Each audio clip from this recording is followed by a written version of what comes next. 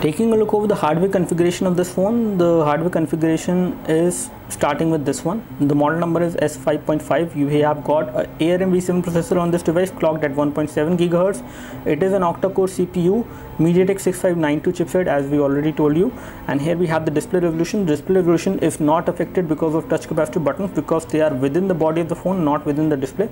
So it is 1080 into 1920. It is a high definition display. The display is quite precise, crisp and clear. In terms of the pixel formation as well as in terms of the color prediction. The pixels per inch on this device is approximately 441 pixels, which is pretty good. You have a Mali 450 MP GPU, which is quite good for gaming as well. You can play heavy graphic intensive games on this device without any issues. And here we have the sensor information. So we have a 3-axis accelerometer sensor, proximity sensor, light sensor, a gyroscope sensor is also there. You have an orientation sensor, a magnetic field sensor, rotation vector, gravity and linear acceleration sensor. So you have almost all the sensors which you will require in a smartphone of this kind. And again, these sensors help you run different kind of games and applications, and you can also use GPS navigation quite precisely with the help of magnetic field sensor, which we have on this device. Now the score which we have got on quadrant standard, we can show you. This is a pretty good score which we have got. We have got a score of 12944, which is good. And here we have the detailed score for the CPU, which is 53030, which is good. Memory is 4342. Input output operation is 4844. 2D is 242 and 3D is 2261 on this device. And the kind of score which we have got on this device as far as the quadrant benchmark is concerned is pretty good. Let's take a look over the Antutu score now.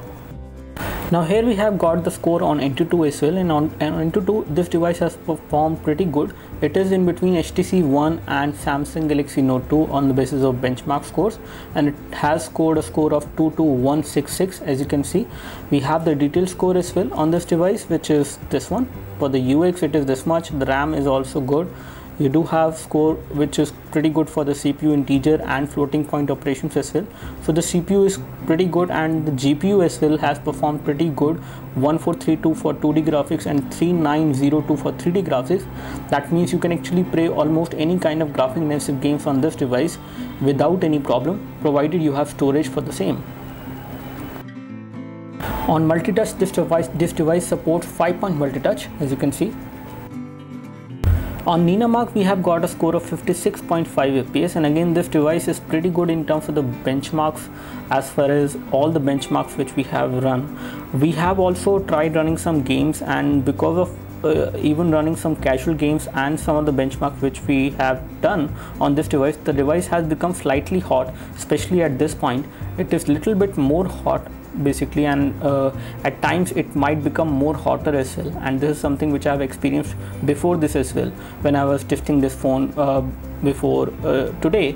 So this device does become hot because it has a glass at the back side. So whenever you play graphic intensive games, or whenever you play any kind of videos which are consuming a lot of graphics on this device, the device will become hot, especially at this point. The metal hinge, basically the edge, will not become that much hot, but the glass will become very hot to hold when you have this device in your hand. So I would recommend you to use the flip cover at all times with this device if you don't want to feel this heat.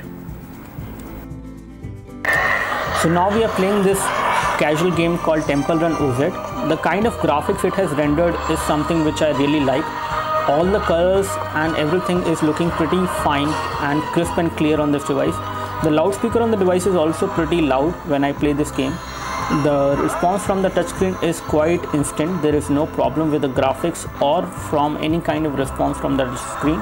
So the game is running fine without any graphic lag. Touchscreen is responsive, all the controls are visible, and the gravity sensor on the device is also working well, as you can see. So now we are running this game which is called Frontline Commando D-Day, and this is a graphic intensive game which I am running, and I accidentally skipped it. Anyways, let me just go back. So the game is running fine, as you can see, there is no problem. And now I am in position. All the controls of the game are visible, and I have no problem in aiming and shooting. There is no problem at all till now. One thing I really don't like about this device is that it is actually heating up like anything while playing this game. So I can feel the heat over here on the back side. So I can definitely feel the heat over this part, which is actually heating up very high. The device temperature is approximately 42 degrees as of now when I'm playing this game. So this is something which I really don't like when I play this kind of a game. This device actually heats up a lot.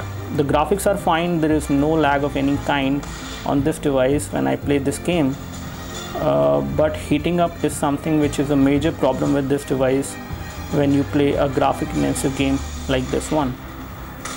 So I would say it is good enough. You can play this game pretty fine without any issues. You can play this game.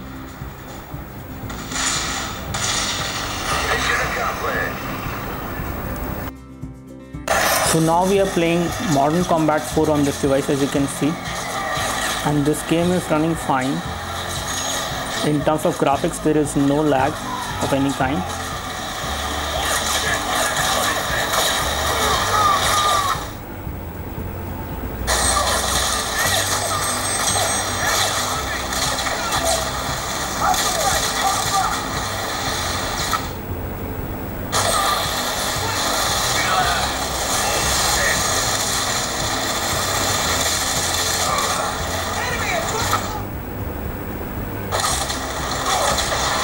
For some reason it is getting paused every time, but in terms of the overall gaming performance, you can play this game without any issues on this device. So as of now the device is running out of critical battery, so maybe because of that it is actually getting paused, but you can play this game without any issues on this device once you have good amount of battery. And one thing which I don't like about this device is that the device gets heated up when you play heavy games like this one, and again the battery also degrades very faster in this case.